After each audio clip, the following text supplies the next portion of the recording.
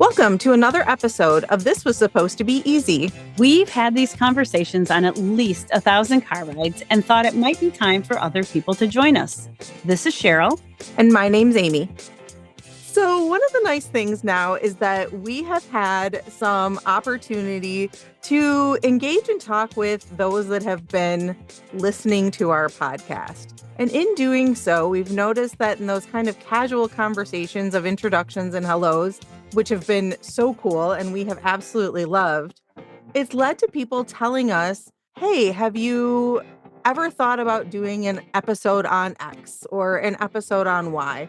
Something like that. And so today's conversation came about from one of those conversations.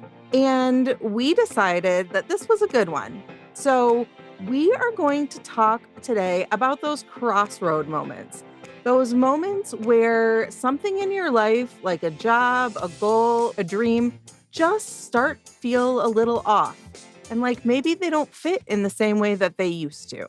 Feel like you're talking about the story of my life right now, Amy. Ooh, tell me more. I know. I just feel like as we did have some of these suggestions, multiple things popped into my head in terms of stories that I could share or stories that I could tell as I thought about, gosh, what happens when you've had this big goal or this vision of who you were going to be in the world in terms of your job or any other part of your life, or you have this passion project. And it was such a driving force for so long, or at least a dream for so long.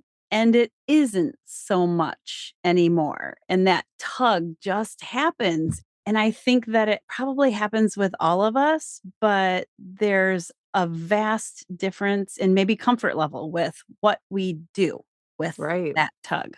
And so as I was thinking about it, just a super, I don't know if basic is the right word, but example that came to my mind is that concept of, for those who are going to college, often they enter college with this idea in their head, this is who I want to be. This is what I want to major in.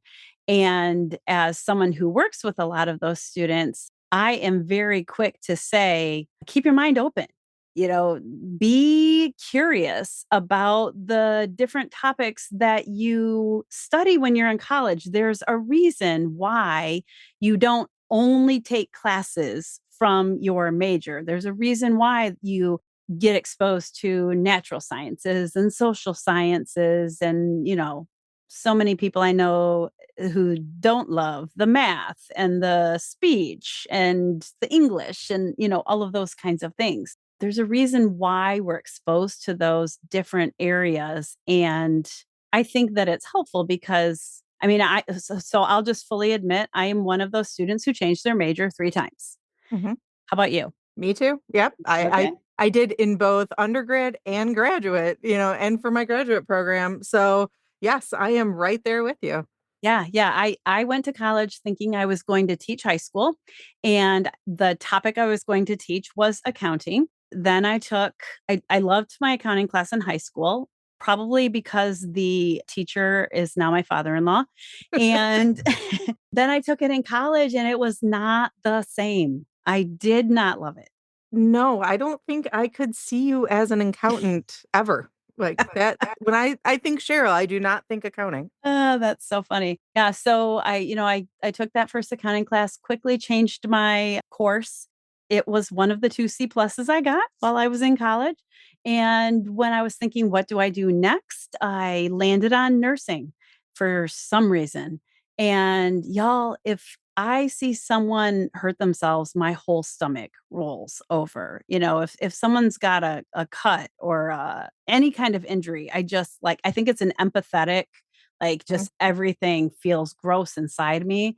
And so I spent 1 semester thinking I was going to be a nurse, but there was this class called Human Anatomy and Physiology, and that was not my thing. And so then I had to redesign my life again. Fortunately, that time around, I was in my college job and just was talking about it and how I didn't know what I wanted to do. And at the same time, one of my peers was decorating the door in the financial aid office for a holiday. And she spent a lot of time in the instructional materials center where you got to cut out letters and make bulletin boards and things like that. And I was like, why can't I do something that involves that?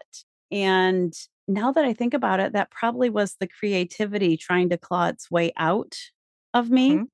Mhm. But my supervisor at work sat down with the bulletin and we looked through it and found early childhood.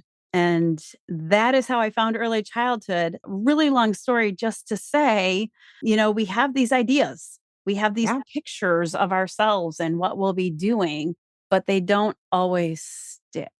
Well, and I think that is another reason that college is such a great opportunity. When I came to school, I just said that it was a totally I made a switch as well, but it was because I didn't even know my major that I ended up going into existed.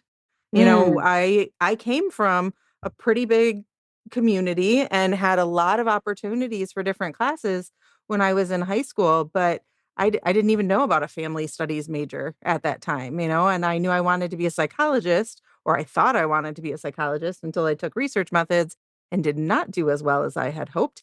And so realized I much loved family studies. And then family studies was just close enough to early childhood that I kind of did the sidestep into that one when I went back. So I hear you. I think that there's a lot of opportunity for change, but so much of it happens because we might not even known something existed yet.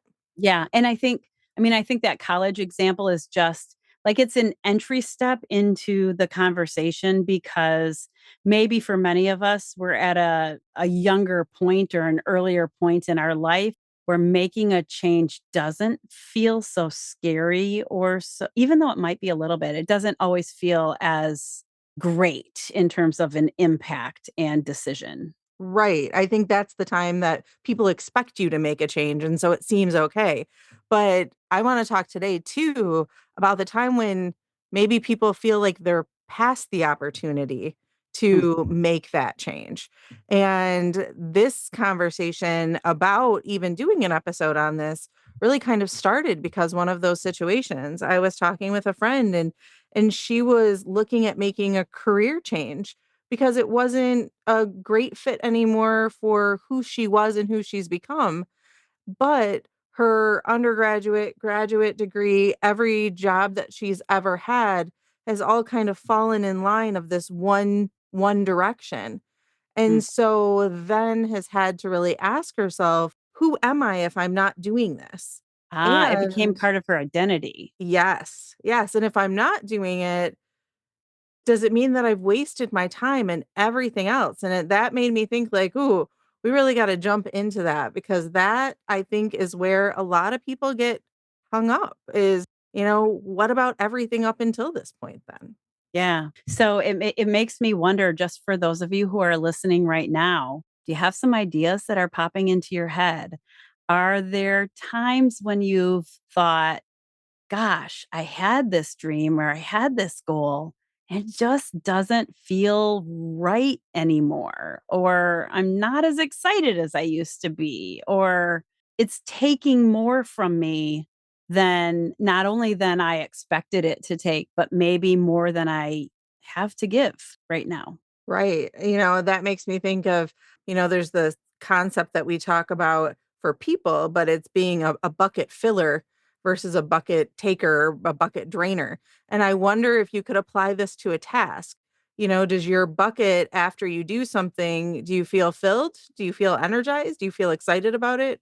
Or do you feel drained? And then also kind of thinking about that in the way of procrastination. Do you get excited to get to do the thing? Or, I mean, does everything stand in your way before you can even get started on it? You kind of said my middle name right there. And so my whole brain was like, oh, where is she going with this? I think a really good sign, if we're out there really thinking about this and looking for signs that it might be time to consider some sort of change. And it makes me think about those times when you, instead of being excited about it or joyful about it, you are forcing yourself to keep going. Yeah, that sense of duty or obligation can be so heavy and come with such a burden to bear. And I also wonder with that, where does that obligation or sense of duty come from? And I would ask our listeners if this one resonated with you, is it your voice that's telling you you have to keep going or you have to do it? Or is it somebody else's voice in your head telling Mm, you that you have to do it or it's your obligation? mhm. Yeah. I think there have been times when I've just sat with myself all alone and had this internal conversation where I might acknowledge, why am I doing this? And, asking the question, why am I doing this? Am I doing this because other people think I have to do it? Or am I the one driving this constant effort, even though the joy might be gone? And I think one thing that's helped me in a few scenarios is to internally say, what if you did step away? And again, just having the conversation with myself to see how I feel. What's the emotion that rises in me if I sort of give myself permission to at least consider what it could look like if I step Right. away? Are you feeling relief or are you feeling joyful by thinking of stepping away? Right. I also like to think about in this kind of way and asking myself the question, is it really a time to step away? Is this really a turning point? Or am I just bored? I don't live in a world of boredom all too often because I often just start doing something else. But just add one more thing to the list. We Well, I was just often gonna say we might need to add ADHD to the list of podcast topics. Right. Yes. Yeah. We probably should. But when you think about boredom and you think about that change, there's usually a couple ways to look around at that. And is it a quick sense of boredom or is it more than just that? Yeah. And I really hope I'm making a note to myself so we can come circle back to this because I just had some thoughts about the boredom, but also the duty, the obligation. And I don't know, sometimes we convince ourselves so solidly that it couldn't go on without us. Yeah. And I've realized in a few circumstances that that was me blocking other people from being able to give it a try. Hmm. So I hope we both remember to circle back to that, just the possibility that you shifting could Yeah. be a gift Yes, absolutely. to Yeah, someone else. that's a good one. I think we should definitely come back to that. Put a pin in that, please. Yes, will do.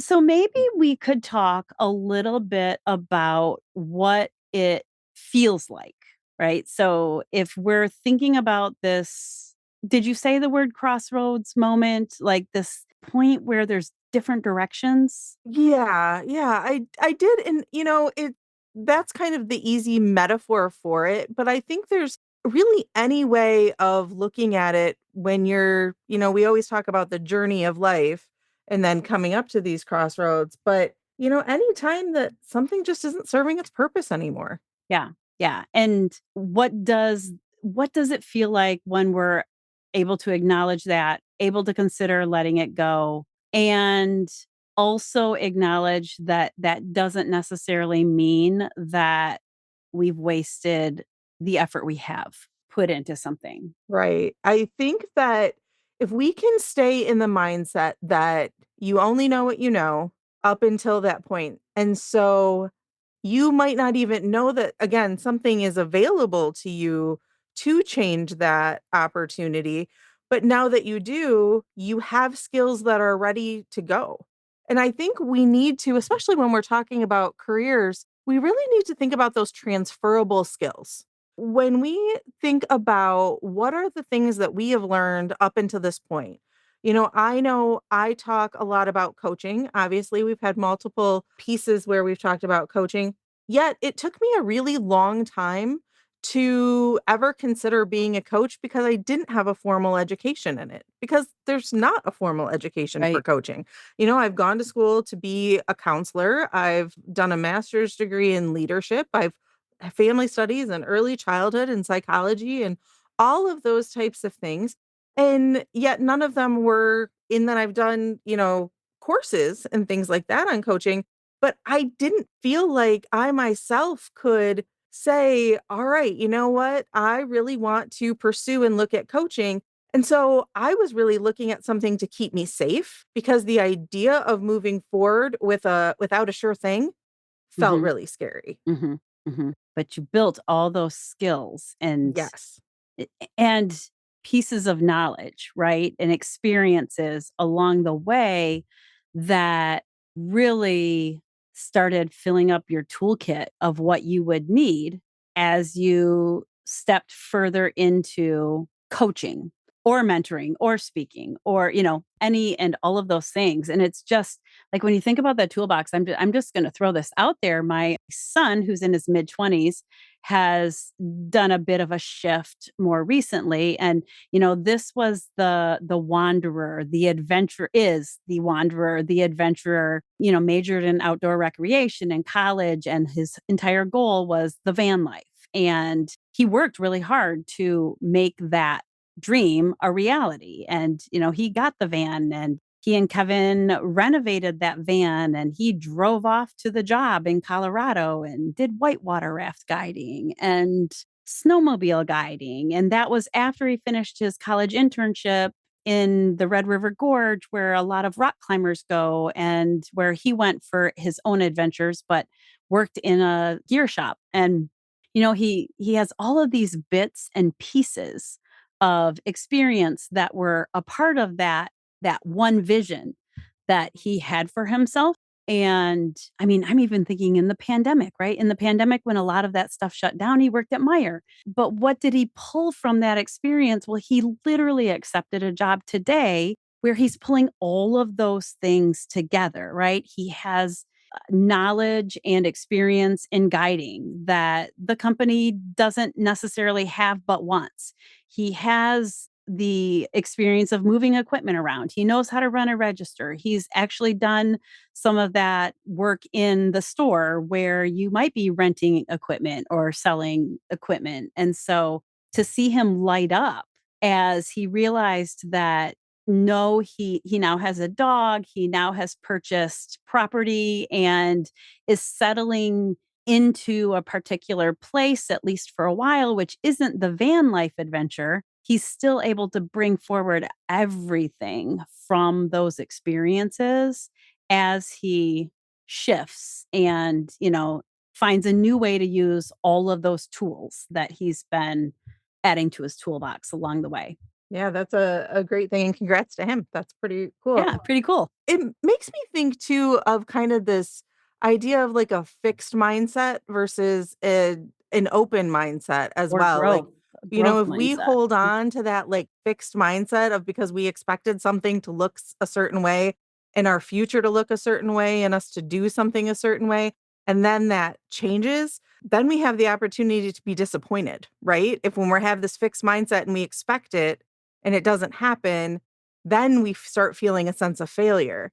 But Mhm, if we have that open mindset of saying, I'm open to the future happening, whatever that might be, and every step I have done along the way is leading me to the idea of a potential future, then it's not failure. There's a level of excitement that we can experience with that of I wonder what's going to happen next. right, right, it's like it's a curious mind, right? A Yeah. curious mind that leads you to the growth. Right.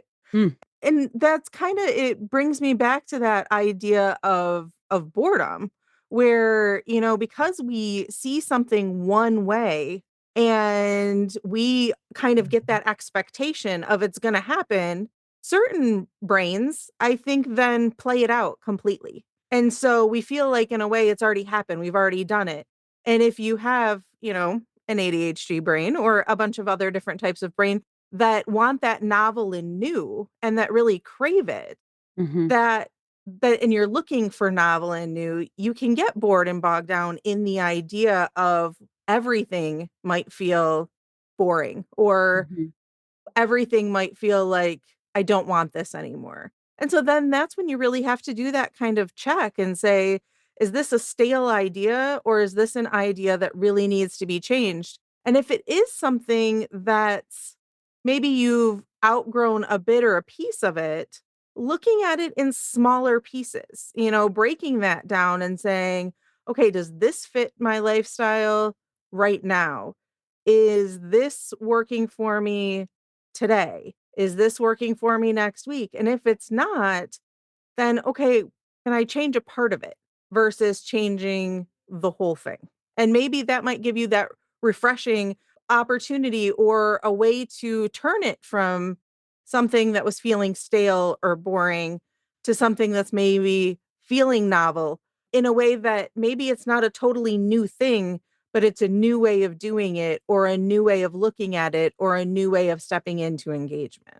Yeah, I think what I hear you saying is that there might be times when it's more of a pivot, right? Like it might be that it's time to leave a particular part behind, but sometimes it's more about looking for innovation inside of the space where you are. So are there opportunities to use creativity and use that creativity to shift what you're doing, but still inside the same relationship, organization, job, dream, whatever it is that we're talking about. And I do think that's one of the things that I have loved about my professional position is, that I don't always have to teach the same class.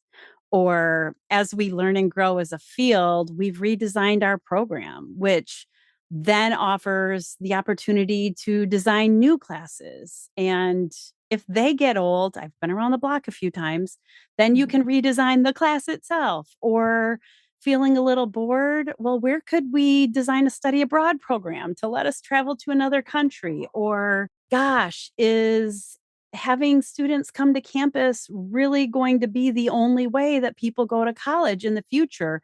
Is there a way to get ahead of that and design the program so it's available online, right? Like I've looked for, as I think about that in the same position, I've looked for ways to sort of reignite my excitement and bring the energy back to points that were maybe starting to feel a little boring or a little stale. Sure, and you did that. I love that you gave that example of you didn't have to change careers, you changed the way that the job looked, and Yeah. you changed the way that you chose to engage with the task at hand. Yeah. And even, gosh, you were even when you were talking about the current version of the goal, Mm. and, there still might be something valuable there when you find that shift. I remember when I worked in our preschool program on campus, and we were on this journey, we call it Reggio Inspired. And we were on this journey. And as my co leader colleague and I would think about what's next, like what's next for the whole group and for the whole school on this journey. And we would learn ourselves and try new things to figure out what might be next. And then when we figured out what felt right, we would take it to the group and build that growth with the whole group.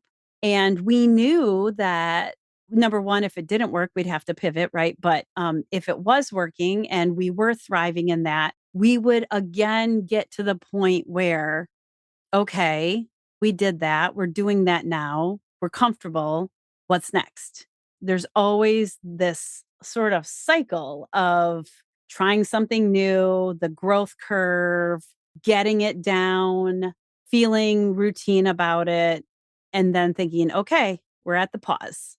What's next?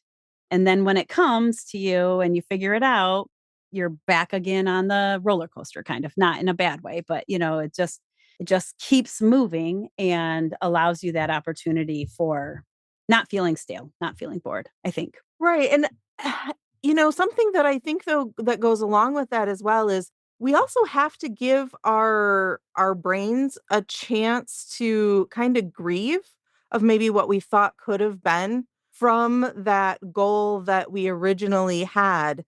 If almost like that permission to say, it didn't happen the way that I thought it was going to happen, and now it doesn't feel like it fits the way that I expected it to.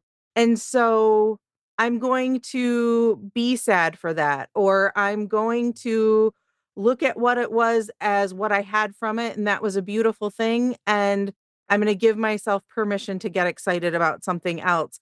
And so really also having that balance of that there's a happiness and an excitement that comes in the exact same line of maybe a little bit of sadness, a little bit of remorse, maybe a little bit of regret, or, just that kind of those feelings that are a little, I wonder what could have been had this been a little bit different.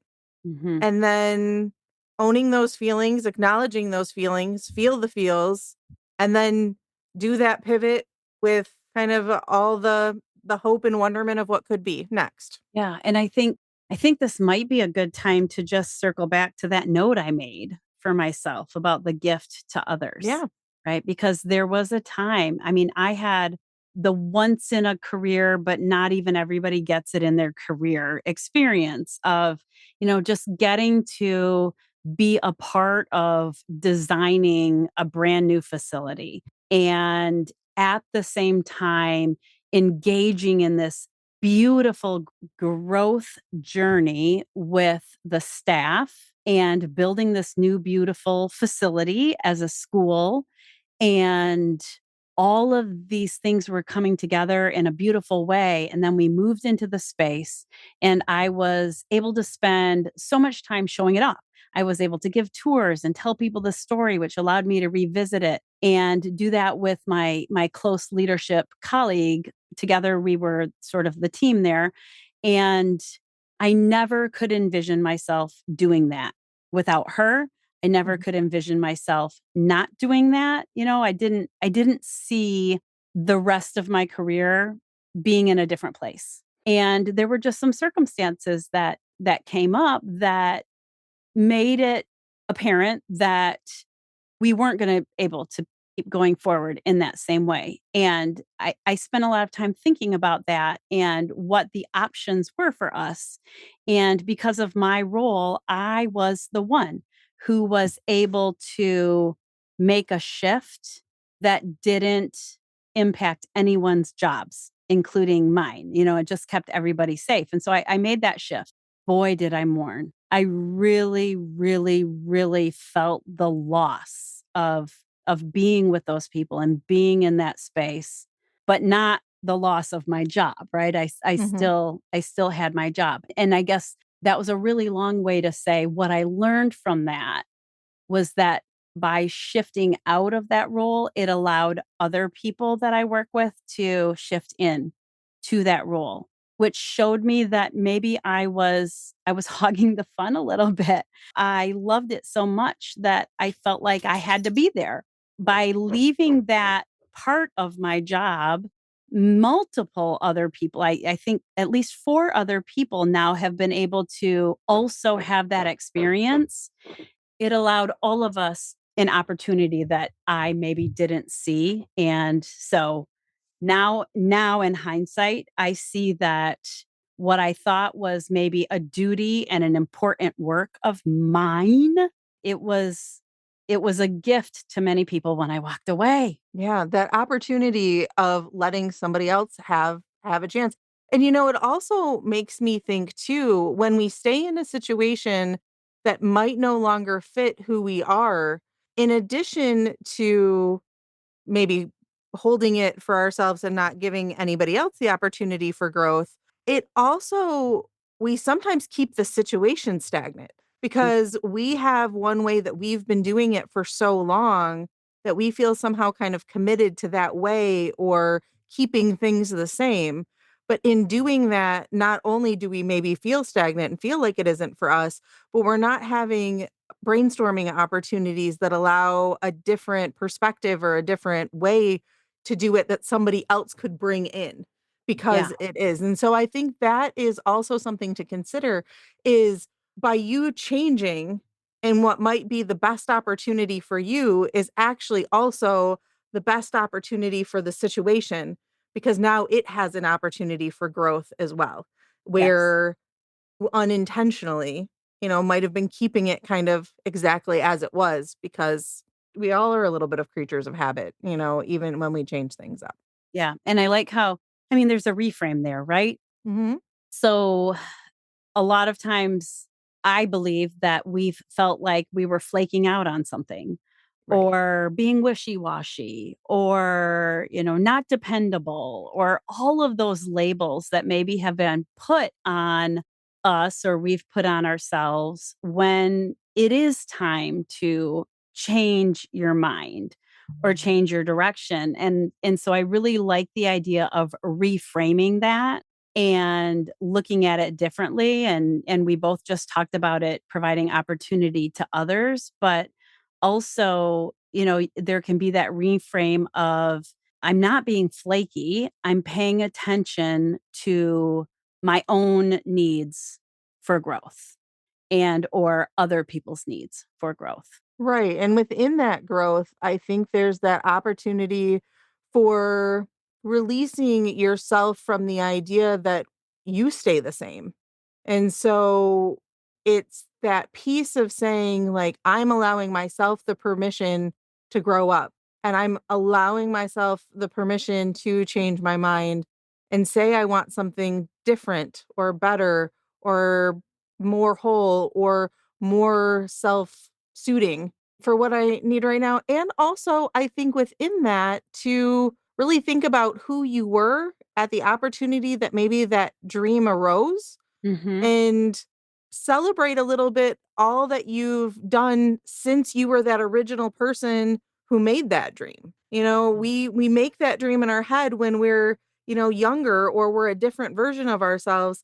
And I don't think we celebrate the growth and the change and who we were and the journey that it took us to get to be somebody who's strong enough to change.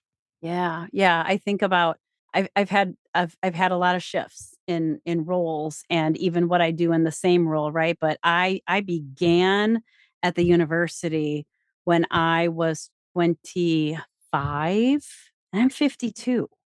Imagine a life where I hadn't experienced shifts and change and growth and been able to try new things.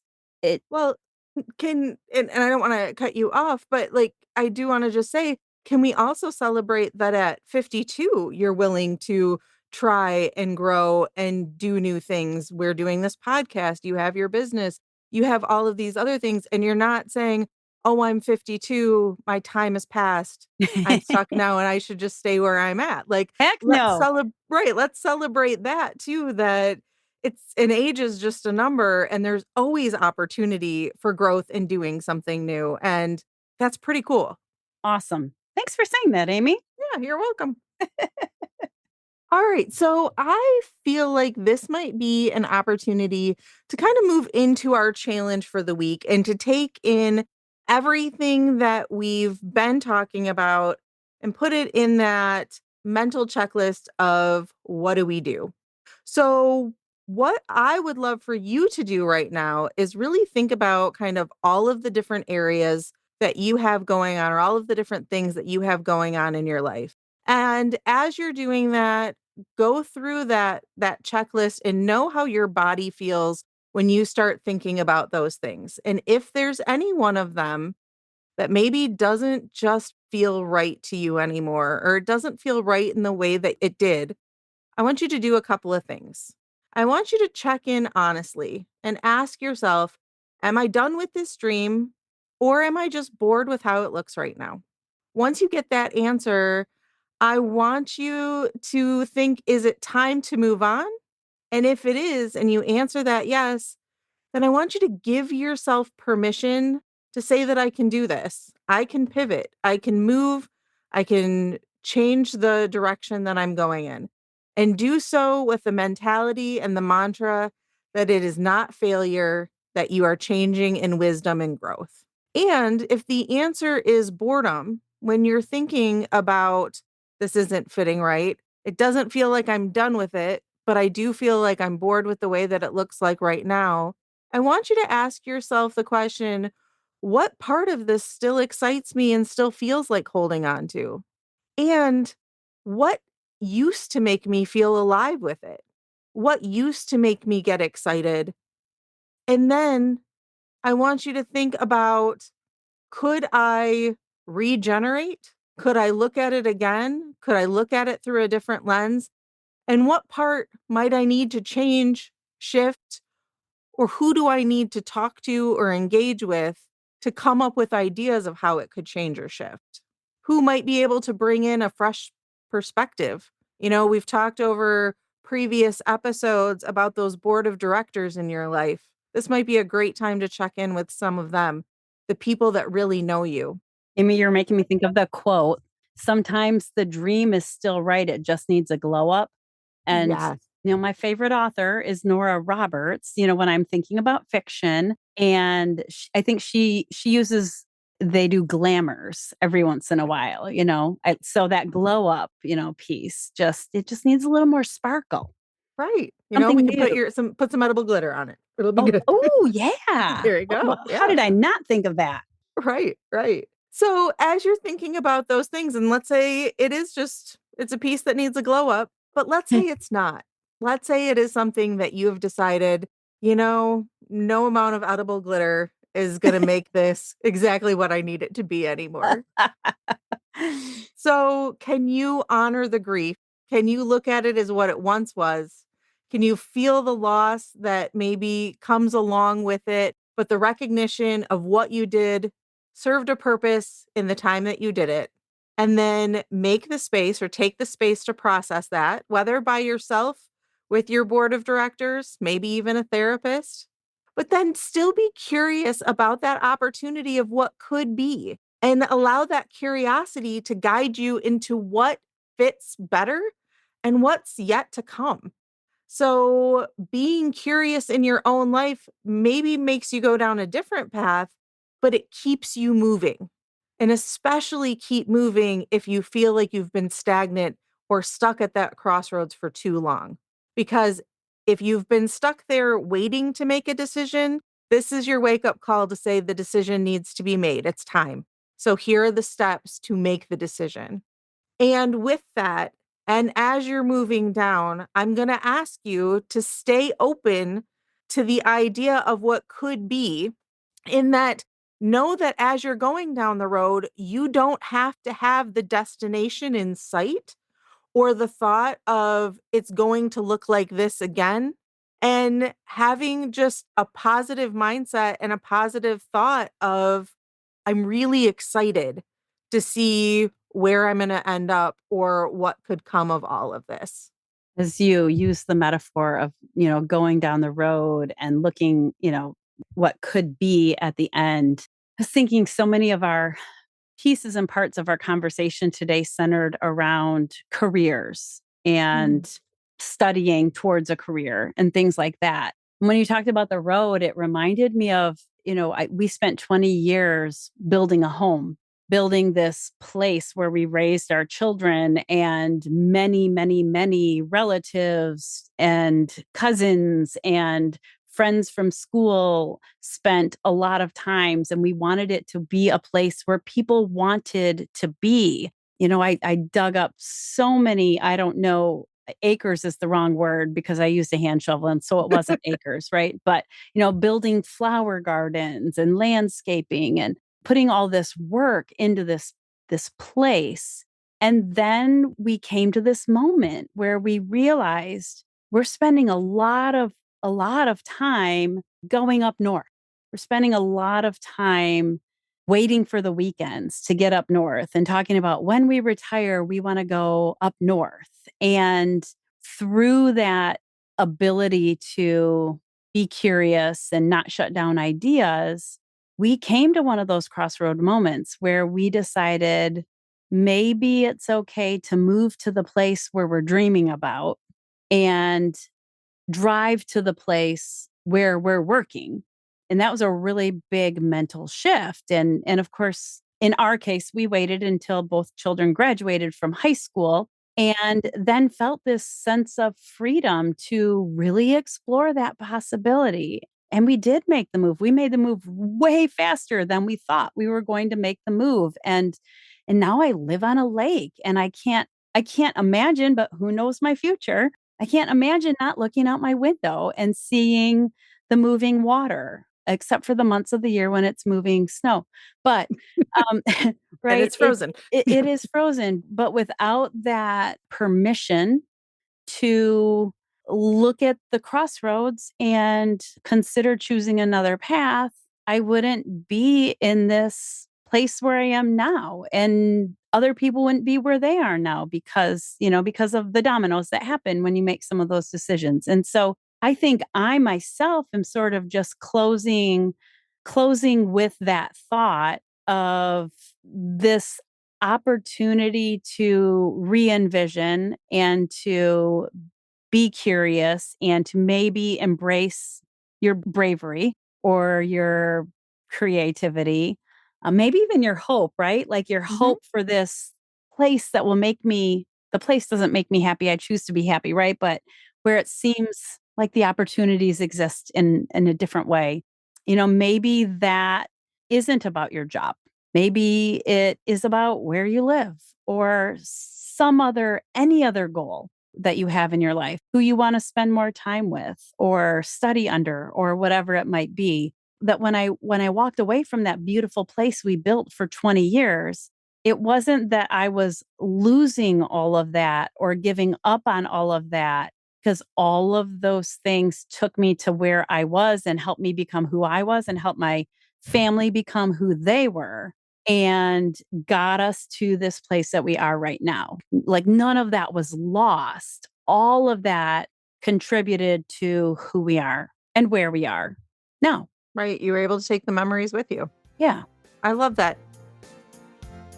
Thanks for tuning in to This Was Supposed to Be Easy. Remember, the best stories are the ones we live. Join us next time as we uncover more tales and thoughts that just might change your world while we navigate those things that we didn't expect to be so hard. Stay curious, stay connected, and keep wondering.